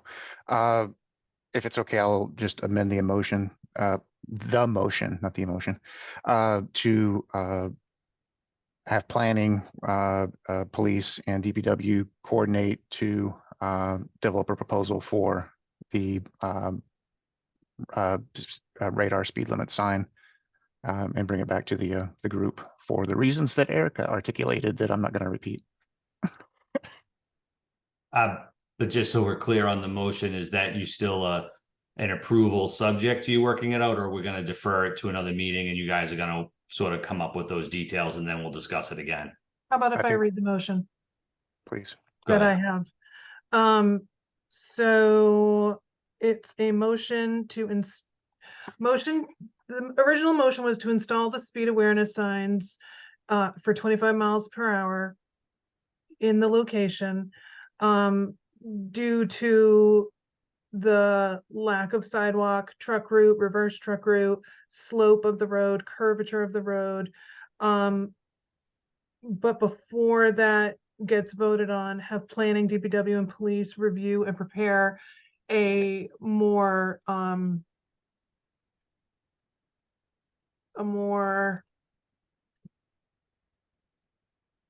Comprehensive policy. Erica, let's make it easy and just say planning, DPW, and police will work together on a recommendation Yes, thank you. for blah, blah, blah. Including like a plan with placement, I would say. I think that'd be important too. Exactly. So I think the idea of this motion is to research this a little bit more and to see if there's general support amongst the group to actually do the work, because this is going to take some time for police and for DPW and for planning to kind of coordinate on this. And Bill, hopefully we can get this done before you leave. Geez. And Bob, just so you know, again, just traffic safety is advisory to the town manager. So even if it had gone through with the recommendation today, it wouldn't be automatic. It still need further review. So I think this is a really good compromise with really getting a solid plan together. I agree. Thank you all. Thank you all for supporting this. Mr. Burns, you still have your hand up to speak, or you just need to lower it? Thank you. So the motions, and I see, Wisconsin Civic Association, did you want to speak on this matter, or are you going to wait for your own? Certainly can. I just wanted, we've done a lot of research, so I might be able to shed some light on the conversation, but I could certainly wait. Okay. Thank you. So the motion's been made, and Chief Pittman, you still second the updated motion? Any further discussion? Mr. Burns, how do you vote? Aye. Chief Pittman? Aye. Mr. Patnow? Aye. Mr. Rowland? Aye. And the chair votes aye. Thank you very much. With that, I'd like to move back to the third item on the agenda. We have I see in the list that Mr. Weldon has joined us, and we're going to have a discussion on the review of the loading zone and parking on Coffin Street. And I just want to apologize officially for not contacting you in advance. That's okay. I'm glad you came back to it. Yeah. I had written you an email saying that we weren't made aware, but since we're circling back on it, you can disregard that. Appreciate it. Okay, so thank you. Thanks for joining us on short notice, and maybe we can try to work through this. Yeah. So the concerns are with respect to the takeout window, in term, not so much your takeout window that's out of the scope of traffic safety, but for the blocking of the public road with items, and then the loading zone that's there. So this practice is essentially, not something I think that should be occurring. And so let's maybe have a discussion about that. And Mr. Weldon, you can go first if you'd like. Yeah, certainly. So if you go back to that first one with all the, yeah, there we go. We put those there so that nobody parks in the loading zone, so that the truck can, those Cisco trucks can use that space. And if you go to a couple photos forward of that, you can see that the little sawhorses are there, and the truck is still parked in the street. Those guys, yeah, right, that's the one. I try to communicate the best I can with those truck drivers and say, hey, we put those sawhorses there so that civilians don't park there, or just regular folks don't park there, so that you can pull your truck in there when you do deliveries and not block the street. This obviously was a situation in which the stars didn't align.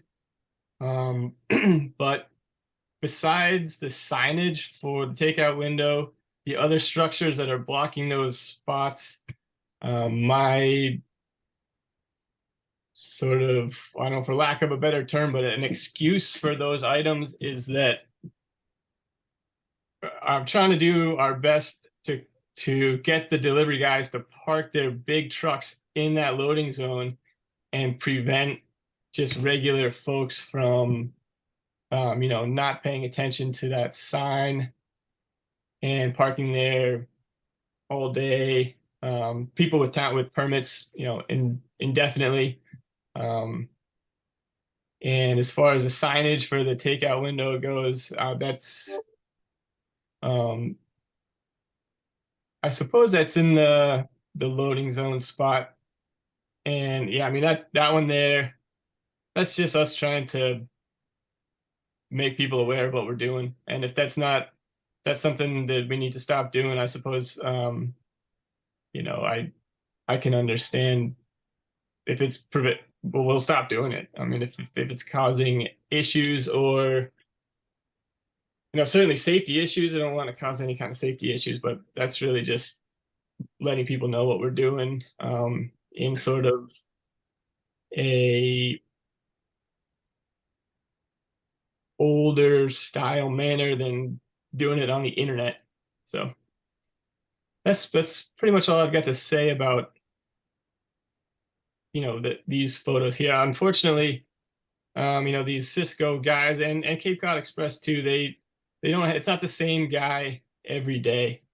And in my perfect world, those guys, those delivery guys, they would see those sawhorses there, put them on the side, park their truck in there, and then traffic would be able to go back and forth. But we, in the summertime, we get deliveries every single day. If there's regular folks parked in that area,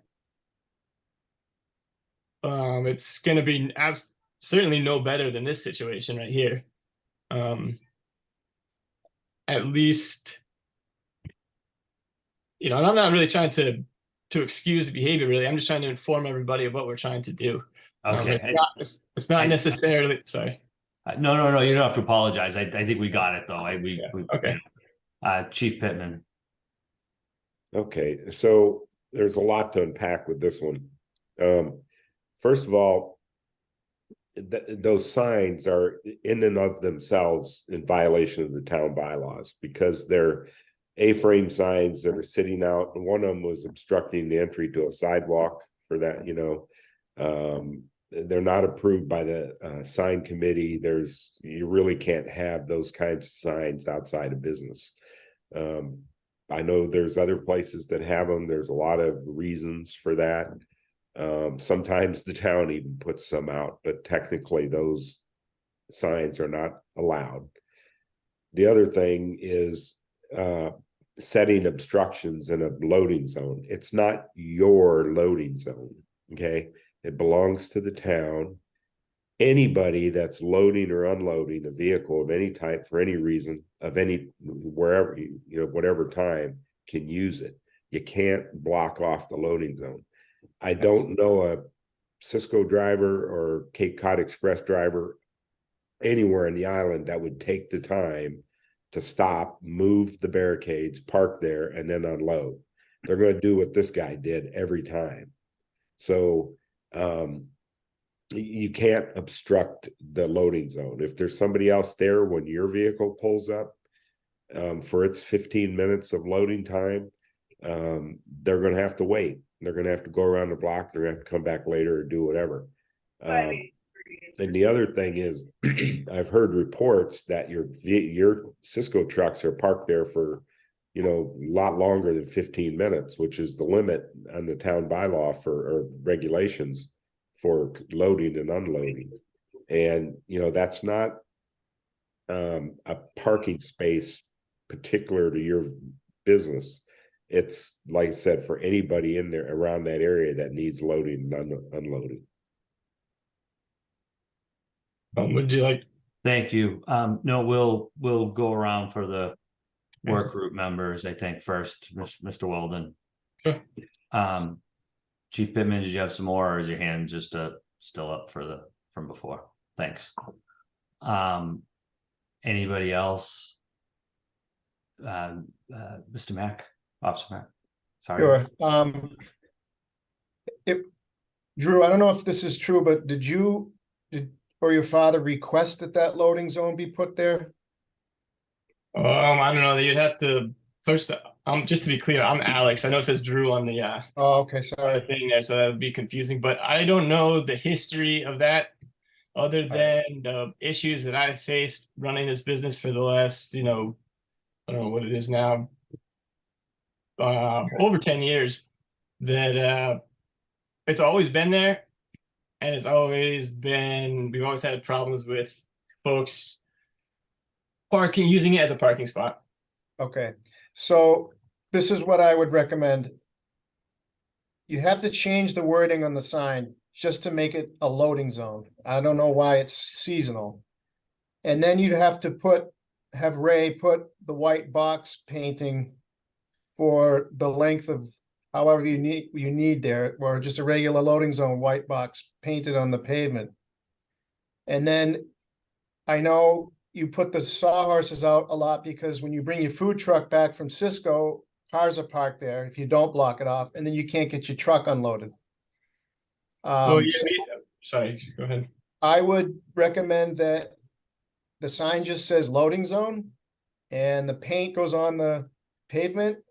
And if someone's there, you call me and I'll make every effort to get it moved and ticketed. And that'll eliminate you know, you can't, you have to stop putting the stuff out anyway. But that would be my suggestion that would, because I'm there downtown year round. And I will ticket it and I will get it, you know. Okay, I hear that and I understand that suggestion. To operate that truck in accordance with the health department, we're required to bring it and park it in that spot and do a cleaning, and then we get inspected by the health department every Monday morning for as long as we operate that, which is basically from Daffodil weekend until the Stroll weekend. And that truck that we see pictured here hooked up to the food trailer is about 60, maybe over 60 feet long. And for us to, it's already, Drew and I are the only people that we've found that we've been able, in our quiver of employees that can actually manage navigating a 60-foot truck trailer setup, through the downtown, in and out of the downtown area. And if we were to come upon, this area filled with as many as 3 to 4 cars, which sometimes happens when it's just when the sawhorses aren't there, on Sunday evening in the middle of the summer, I'm not sure we can, I'm not sure we could circle around, I don't know what we would do. We would kind of be stuck with this thing. I suppose we could do what the big Mack trucks do and go out by the strip and then around Mattica Road and do a giant loop that way. But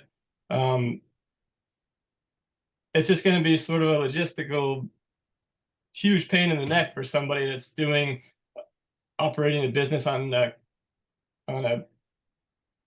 consistent basis, which we are throughout the season. Okay, thank you. I mean, our charge is traffic safety, as well as sort of a conflict that we see that's happening with the loading zone. I think that a very reasonable suggestion's been made to try to hopefully help facilitate your business operation, but understanding your business is using a public road. And, that's sort of beyond what we, how you're able to logistically make your business operation work is a bit outside of what we really can make recommendations on. And, short of, we certainly privatizing, if you will, of, public spaces or things of that nature. I think that really we have to come at it from, again, wanting to see, certainly generally speaking, supportive of violent businesses, nothing against anybody, but just the situation before us right now that we're trying to work out is that clearly the stuff that there's, I don't think any dispute that the blocking and the items within the road are of concern, and just your reasoning why is understandable. But what can we do as as an advisory work group to sort of address the situation that's ahead of us? And I think that Officer Mack made a very good suggestion or reasonable suggestion that provides a loading zone next to your business. And a lot of businesses don't even have that within the public road, and there's really not a lot of, I don't think, other businesses there. There's maybe the one across the street that are so it's almost dedicated to you while not officially. So I think they're fortunate to have that in of itself instead of just having it be public parking, which we also so desperately need. In terms of, whether you need a smaller trailer or a truck instead of a truck and a truck, those are all your business decisions to make, not necessarily from, I think, what we as a traffic safety work group can really get at. I think that the loading zone, exists so we can work with some of that to hopefully help you through the clarification of that, but that ultimately it's a one of both cooperation and enforcement. And that if you sort of are able to, again, not put the the same folks that you're going to ask to come enforce somebody that's parking illegally into a position of you also are putting something out that they also have to enforce against you for doing. So that's, I think, a real a challenge situation that I would hope that we can, through this discussion, rectify and create a loading zone that is usable. And if it's being abused, then you need to make that call. And I think that if it doesn't work for the equipment that you have, then that's a business decision from your perspective. So that's just, I'm trying to give you some feedback to tell you that, there's only so many things that we can do. Again, remember, or please know that, again, what anything we're doing here is essentially advisory to the town manager. And we'll go through the work group first, and then Alex, we will, if there's something you want to add or have some other ideas, there's certainly your ability to come up with something else yourself in terms of a proposal to this work group. If something is of a different size or some other change, there's also that, you certainly have that, the ability to do that, and we'll certainly consider it. Mr. Burns? Yeah, question to police, if it's all right. I'm looking at other demands for loading zones in the area, and I'm curious whether there's issues or ever any issues along Washington Street in front of the American Legion for when the auctions are taking place, and whether that's ever a conflict for loading there, and maybe that's a better place for the area to load and unload. Yeah, I mean, that one there is kind of a different situation because the town has given Osani a special permit to use that for whatever he uses it for, loading, unloading. I don't, we didn't support that when it was done. Although he hasn't come and asked for one for the last couple of years. Oh, really? Well, he's still parking there. Yeah. That's good to know, Jerry. Yeah, because he was always given a permit for that, but now I guess he won't be doing it anymore. So it sounds to me, well, work group members, anybody else, anything further to add on this? Mr. Weldon, Ms. Mooney? Sorry, I know I'm not a member, but is this the only untimed loading zone downtown? Usually it seems like most of the loading zones have times on them, or am I not right there? The one in front of on Main Street by Orange Street, in front, I can't remember the name of the business. I think that's untimed. Chief Pittman? Yeah, is this even an official loading zone, or is this just something that appeared one day? Do we even know? It doesn't look like it's a town sign. It's The not. wood It's with the not a white town paint. sign. Oh, I think it was put there for the lobster trap. And Are we sure that Ray didn't install that? Well, I don't think Ray would have ever put a sign up like that. I mean, it's quite possible. I don't know who Ray is, but that it could have been from somebody before Ray, because I didn't put that sign there, and it's been there as far as I can remember. I mean, I have to go look into some sort of town records to see. Yeah, I mean, if it was a town that in fact put it there. I don't have a problem with it being a loading zone. I think we could ask that it be designated as one, and we could stripe it and properly sign it. And then it could be enforceable. Right now, without any road stripes, it's kind of, how big is it? What part, how much of the is loading zone, how much is not? It needs to be defined, and it needs to, there's no reason to have it a loading zone when your business isn't open, and you certainly can't park there overnight with a commercial vehicle. You're in violation of the commercial vehicle parking regulation, being on the roadway. I don't know, the health department told you you have to park there to have it available Monday morning for an inspection. They can't do that. They can require you to present it for inspection, but they can't tell us, they can't say to you to violate town regulations to accomplish their ends either. So I just would like to interject that none of this is being done in sort of with defiance in mind. It's just No, trying to make do with the situation and the tools that we have. And I'm just down here all day, most of the nights, all summer long. So this was sort of best case scenario. I understand that if it's against the rules and you guys tell me to not do it, I'll stop doing it. I'll stop putting the stuff out there. I'm just not confident that me, somebody that's here watching all this stuff happen on that road all day long, doesn't have a better idea of how it works. And I know I'm not in charge of making the rules down there, and that's not really what my intention is. I just think, Jerry, you're probably going to get a lot of calls from not just me, but from a lot of people when there's 4 or 5 cars parked there to go to the walk around town, and there's the same Cisco truck and the same Cape Cod Express trucks are trying to do their deliveries to us. And the reason why the Cisco trucks parked there for a long time is because we buy a lot of stuff, and because we're busy in the summer. So it takes them a half an hour sometimes to unload 150 items.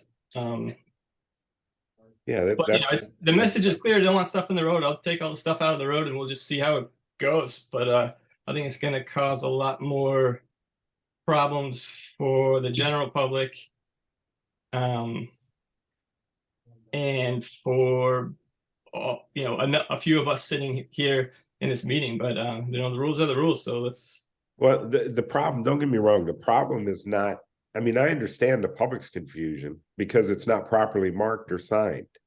So they don't know what is the zone or not. So to remedy that, you've had to resort to kind of the old-fashioned way of just putting up barricades to keep people from parking there so that legitimate purposes could be accomplished. So the remedy is to add on to the remedy to what Jerry already, Officer Mack already suggested, was we also need to properly mark the zone and sign it so that the general public knows not to park there during certain periods of time. And I know Cisco doesn't make deliveries at 7 o'clock at night. Once they're done with deliveries, they're generally try to get back on the boats and get out of here. So, there's no reason it couldn't be regular public parking, in the evening, when we really need it, versus during the daytime when you need it for deliveries. So those are things we could accomplish with proper signage, and we can enforce it if it's properly signed. The officers, that's one spot I can tell you every CSO that works in the downtown area walks by at least twice a day, when they're going into town, when they're coming back. So it'd be easy to enforce. I think that's what we want to do. Can I make a suggestion? Yes. That the police, Mr. Burns and the DPW and potentially the police department get together on this and decide what size loading zone should be installed there. And they can talk with Alex about that too, in terms of what the needs are. And also, Alex, it would be great if you could let the group know, if this is a seasonal only loading zone, like what is your season? When does it start? When does it end? When can we open it up? Is this loading zone going to be available at night? So, I think we're trying to make it so that the rules are followed, but our goal isn't to like, put you out of business. We have to I do look out for everybody. But could that be done? Like, could the lobster trap, Mike, police and DPW kind of come up with a plan? Mr. Chair, if it's okay, I'd make a motion to table this till next month so that we can do that. I think that makes a lot of sense. Is everyone in agreement with that? Okay, thank you all. And Alex, thanks for coming on. Appreciate it. Thanks for the notice. Yeah. Appreciate it. And we did not at all take it as sort of a defiant, we understand and Yeah, want to that- work, Great. Thank you. Okay, so we're gonna move on to the Sconset Civic Association. The review of traffic calming devices and speed aware radar signs. Okay, great.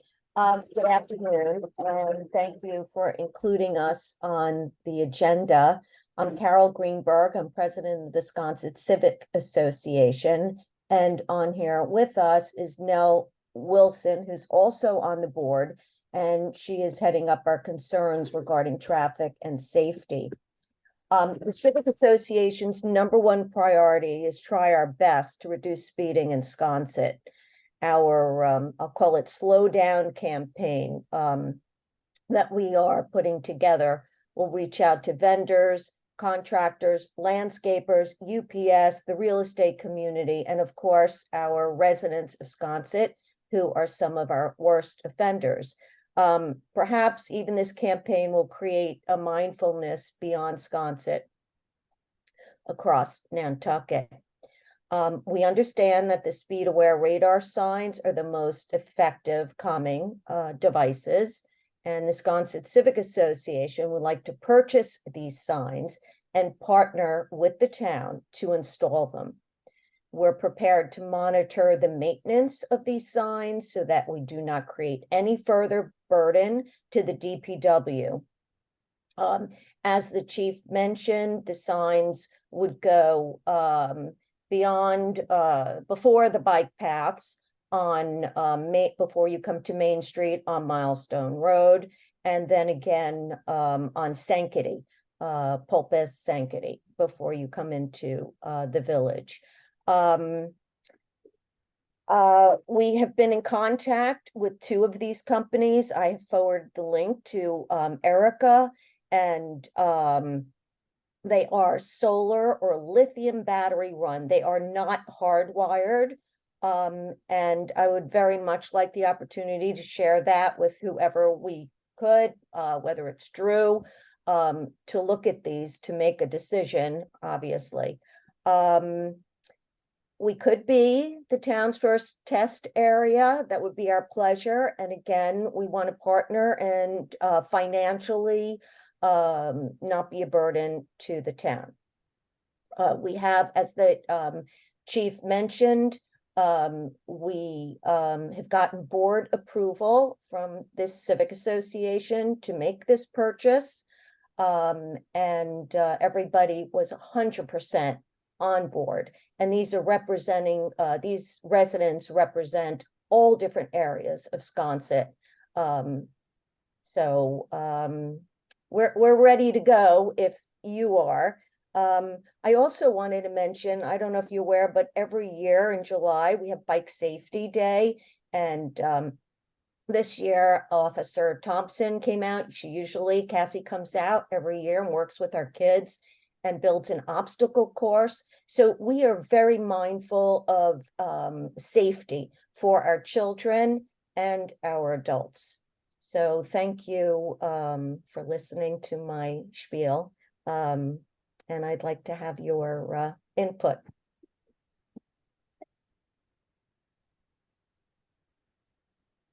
Thank you.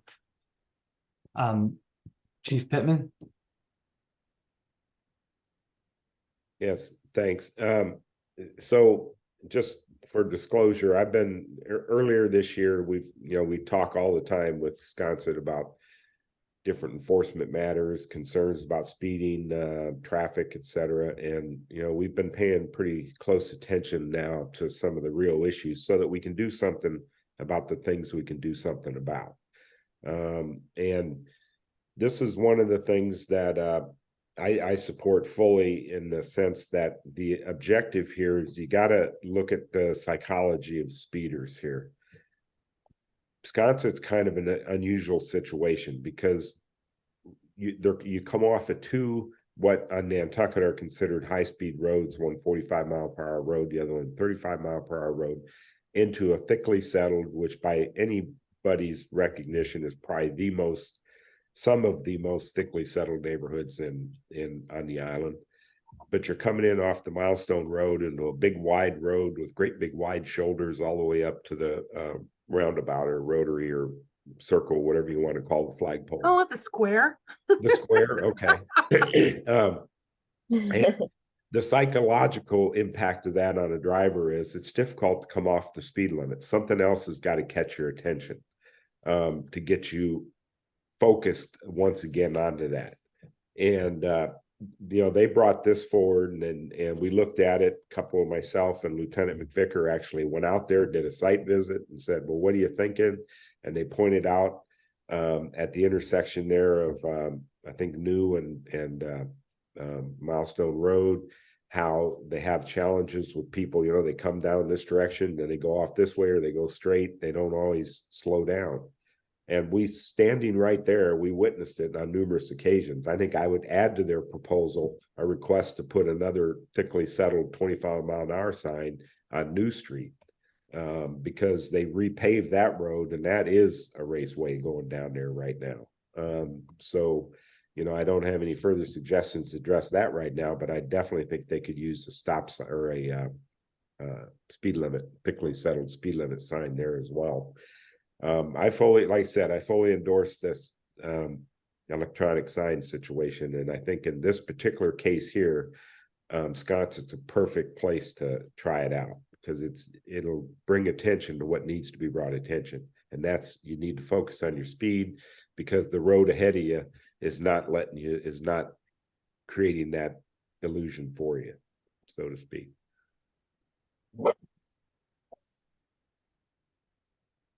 And that's what my dog thinks about it. Thank you, Chief. Go ahead. Yes, may I ask Nell if she'd like to add to the conversation? Certainly. Thank Anyone you. that would like to. So we'll welcome you all here.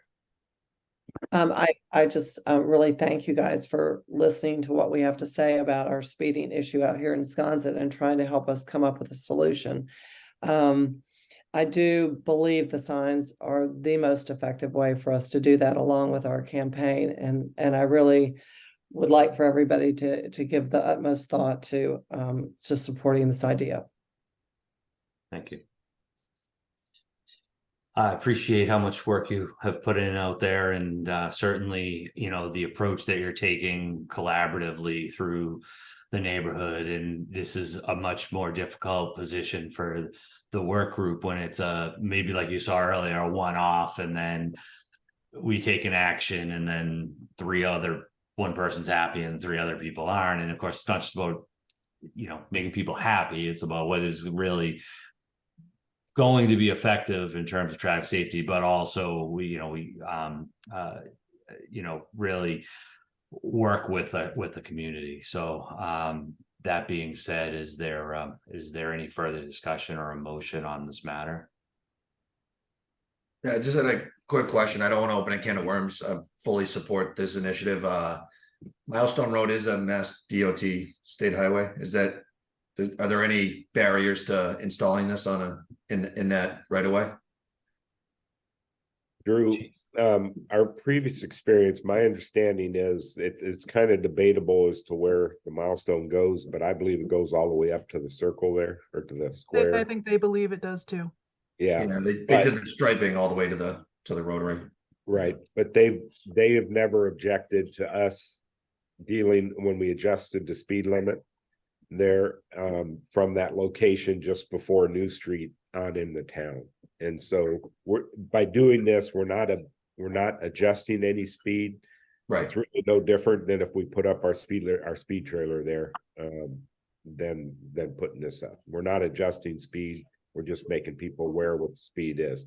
Matter of fact, I would suggest, and we'll talk to you about this later if this is approved, that we kind of move the 25-mile-an-hour thickly settled sign a little bit and put that sign right before it. So I have a good idea how that could go. Okay, yeah, that was gonna be my follow-up, and that's great news. Like I said, I don't want to. I just want to make sure that if we're gonna do this and make a positive change, that we're not gonna have to roll it back essentially. So yeah, that's great. Yes, Mr. Chair, if it's all right, just on that point, to clarify, would it be worthwhile to kind of follow up with District 5 just to kind of confirm that if they have a traffic calming policy and procedure for their assets? I honestly don't know the answer to that question, so I wouldn't want to do anything foolish. Drew, I think that's why you raised the question. We just don't really know if they have a policy or procedure for something like this. Yeah. I'm almost thinking perhaps we reach out of courtesy and just let them know that this is what we're planning. Not that I expect any resistance, but exactly. But simply have it be a notification should it be approved. And then if you receive any kind of pushback, then we'll have to deal with it then. Yes, I'm sorry. Go ahead. Carol. Carol, I'm sorry. Yeah, It comes okay. up as It's okay. I know. So, no, I gotta figure out how to add my name to that. Carol with a K. I just wanted to mention that the signs they do not come with, when you saw the picture, with the sign that says 25. We would have to post that on top. And what I do understand from our research is they're very easy to assemble. Okay, so will you let us know what the next steps would be? yeah, I believe that with the support of the work group, it would go to the town manager. Okay, and solar versus lithium battery. I mean, that would come down to after it's approved. We'd make decisions. I think solar would be the most appropriate in today's day and age. I would think so too. Agreed. We've spoken, or Nell has spoken to these companies, and they do have warranties and have a life about 10 years. So we're happy with that. And I think a lot of those decisions would be better handled by maybe after, get this approved, and then maybe Drew and DPW, who's going to be dealing with it for the most part, could help with some of that decision making. Thank We you. would love that. We would love that. Thank you. Is there a motion? I'll make a motion that their proposal be approved. I also would like to add that a thickly settled speed limit sign be installed on New Street as well, since that's just recently been paved. Is there a second? Second. This has been made and seconded. Any further discussion? Mr. Rowland, how do you vote? Aye. Chief Pittman?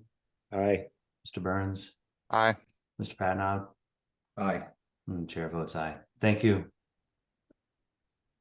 Thank you. We're going to move on to item 8, which was concerns with illegal parking at the Wisconsin Comfort Station at 1 Folgers Court. Ms. Greenberg, did you also want to address that? No, this wasn't through the Wisconsin Civic Association. So this, and I'm sorry, this is more verbal. I didn't have anything in the packet, I don't think.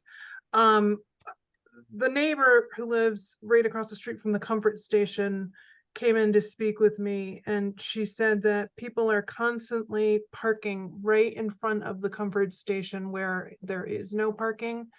I explained to her that she should be calling the police, that there is an officer out in Sconset, and it was one of those conversations that, well, I don't want to bother them about this.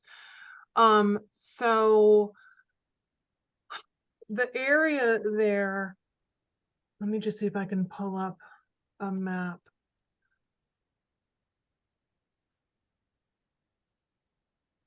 Ensconce it.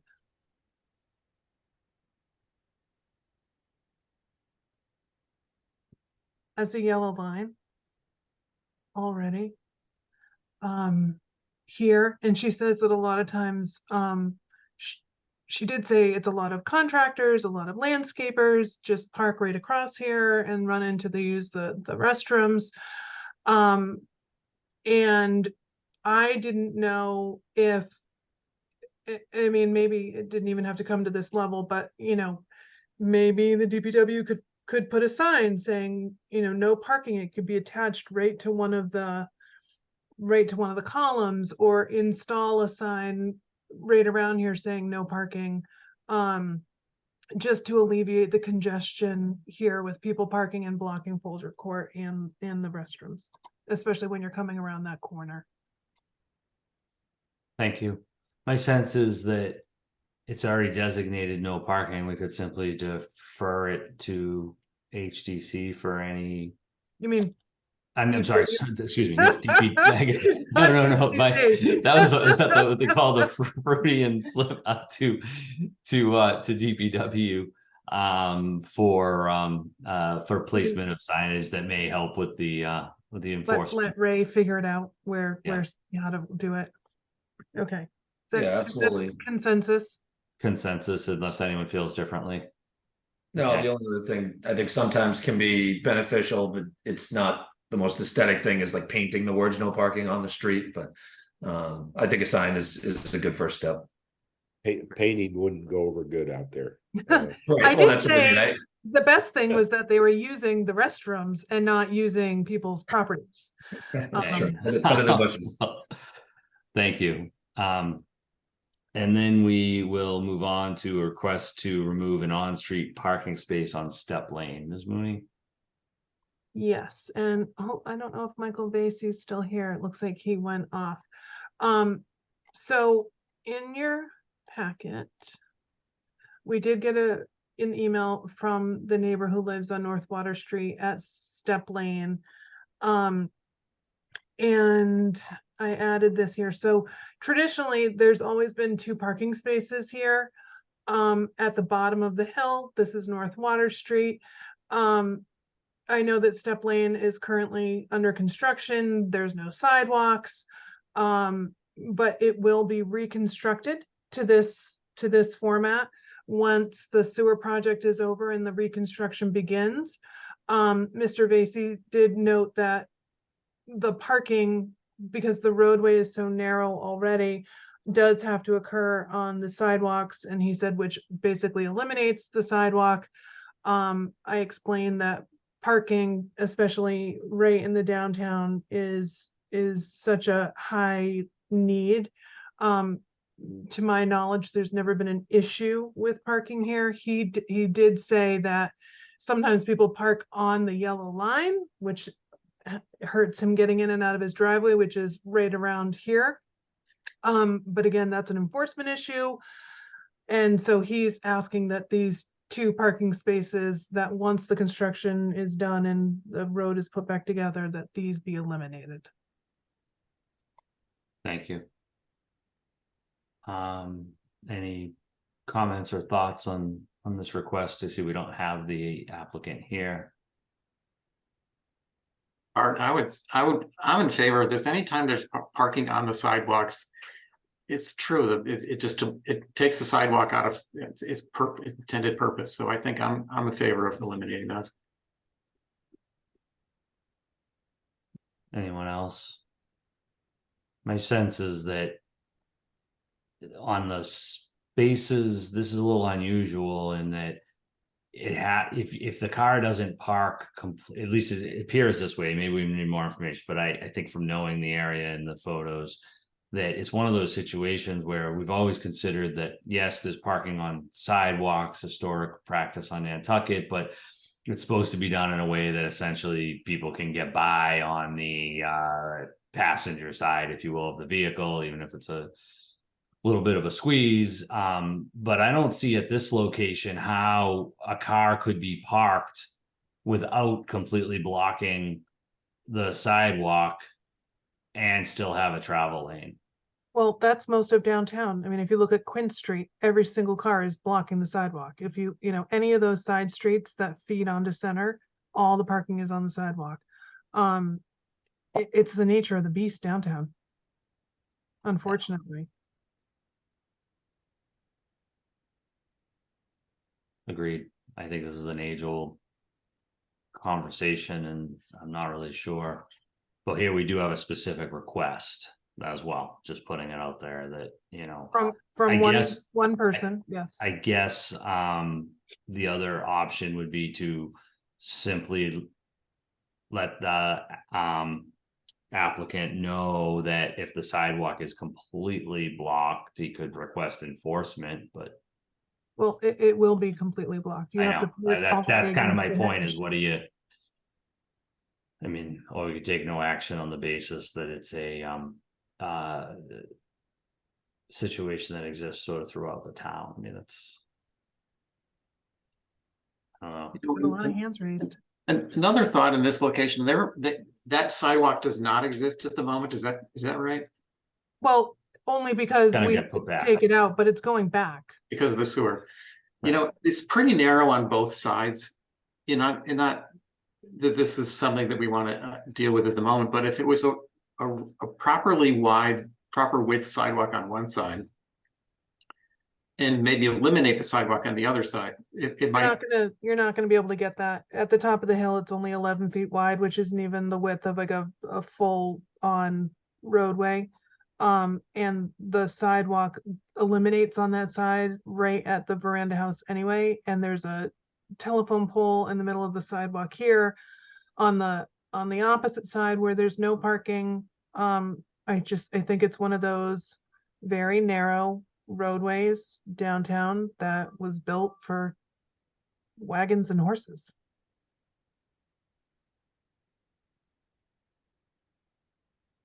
I guess my point was just that if we could make an appropriately wide sidewalk on one side, to allow pedestrian traffic. Yeah, but if you look at the picture in the packet, if you, right now, there's just barely enough, like you can bring a car up here now with these cars up here without having to drive on this sidewalk. If you widen this even further, then then people would have to drive on the sidewalk to get up the road if there's parking there. I see your point. So it's either the cars or the sidewalk.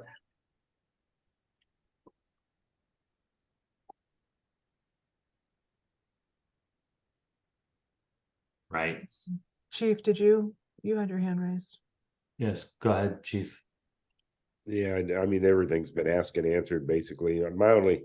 My only thought was kind of going where Mickey was going, was maybe we could eliminate one, add or and make the other one better. But after looking at the picture and what Erica says, I think it's probably right. There's probably still not enough room for a properly sized sidewalk, parking, and a roadway.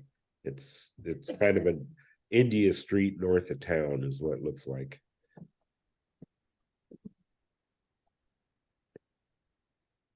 And Mr. Burns? Thank you, Mr. Chair.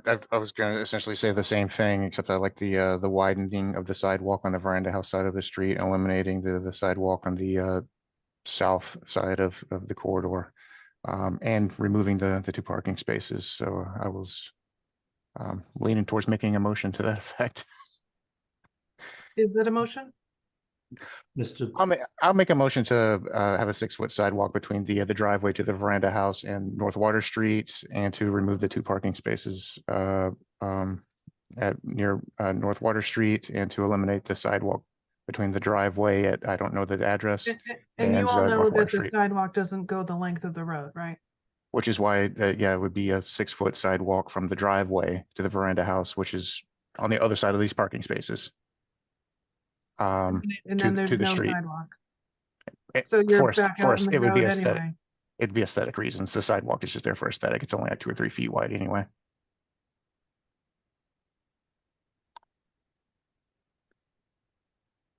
Motion's been made. Is there a second? Second. Who was that? That was Mickey. Okay. Any further discussion? Drew had his hand raised before too. I don't see it. Yeah, I was just gonna mention, I mean, I know that that area is kind of going through a transition with the veranda house being rebuilt and the sewer project through there. I understand the intent of the applicant. One concern he had raised was like accessible or access for emergency vehicles, and like one thing I had thought of as turning radius, but again, if everything goes back after these multitude of construction projects, after they wrap up, if things go back, you know, or if the sidewalk's reinstalled the way it always has been, I don't want to speak for the fire department or anything. It doesn't seem like there was a turning radius issue. So Well, there wasn't a 6-foot sidewalk on that side either. Right. They're gonna, when they go to turn on to this road, they're gonna have to drive onto the sidewalk to make the corner. I just note that there's 6-foot wide vehicles parked there right now.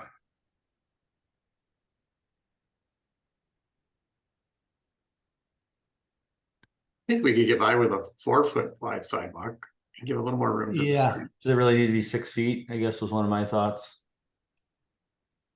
You know, Yes. Go ahead, Chief. Mike, if we could, the only way I would support eliminating parking spaces is if we could enhance the sidewalk, make it, you know, handicap accessible, make it usable. I agree, it doesn't necessarily need to be 6 foot. That'd be kind of a little bit unusual in that area, I think, anyway. But what I would rather see, how about rather than voting on something now, there seems to be a few unknowns here. Erica's brought up a few of them. How about if we, Mike, is there any way you can kind of put together a kind of a back of the napkin plan that we could look at and make a recommendation? Because it seems like a good opportunity to fix something if it's going to be rebuilt anyway. Seems like the time to do it. And like I said, if it does enhance the pedestrian experience down there, it certainly is worth looking at eliminating those 2 spaces, I think. If it's okay, Mr. Chair, I would withdraw the motion and make another motion to table this for next meeting, and I'll just do that. Take a look at Yeah, this. if you and could, Mr. Burns, I think that would be great. Maybe we don't get anywhere with it, but maybe. And I presume there's probably some decent base plans to work off of from the sewer project. I would suggest that Mike talk to Holly to make sure that he's using the most up-to-date plans from the veranda house, because they are building out to the exact corner of their property, which is where the sidewalk's going to end. So the sidewalk will end in like a porch. And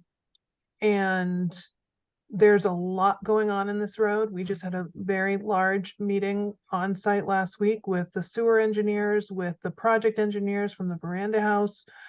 There is limited funding for reconstruction. It was for what was there, not to rebuild something new. So if this is going to change and if there's going to be a cost increase, where's that money coming from? Just things to think of. Thank you.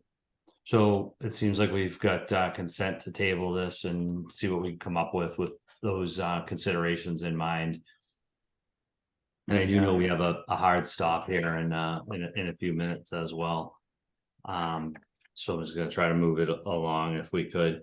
All right, we have one old business item. Yes, go ahead. Or new business item that wasn't anticipated within 48 hours of the posting or of the meeting. We had a request a few years ago at 4 Joy Street to install a yellow line in front of the owner's front stoop because she was unable to get in and out of her home. She has since requested that a yellow line be striped across. So she has a stoop and then a driveway, and then there's this little space in between. And she says that when people park there, they're either over her front door or over her driveway, blocking her ability to go in. So I asked the DPW to go out. Ray Sylvia went and looked at it. He said the gap between the lines is only 11 feet. And he suggests closing the lines to make it one line that covers the mailbox, the entrance and her driveway. Again, it's up to you, but I'm putting it forward as new business. Thank you. Is this something that if we were to approve, would you feel would go to the town manager on the basis that it eliminated parking, or not really, because an 11-foot space is not a parking space? Well, it would be like a compact car, but we don't have that classification. It would still have, I mean, any elimination of parking on street goes to the town manager, reviews it, and then potentially goes to select board unless they, the chair and vice chair deem that it's not, doesn't need to. And it can just be done.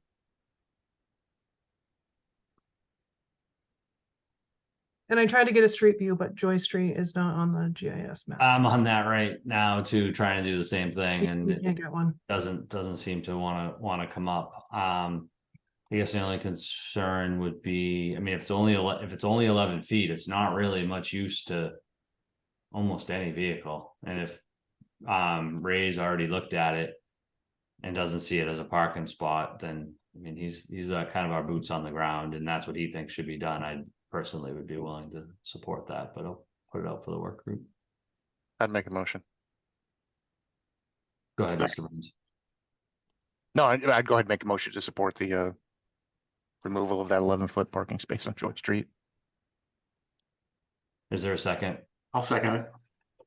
Motion been made and seconded. Any further discussion? Mr. Rowland, Aye. Mr. Burns, Aye. Mr. Patton, Aye. Chief Pittman, Aye. and Chair votes aye. And we have minutes. Any questions, comments, concerns on the minutes?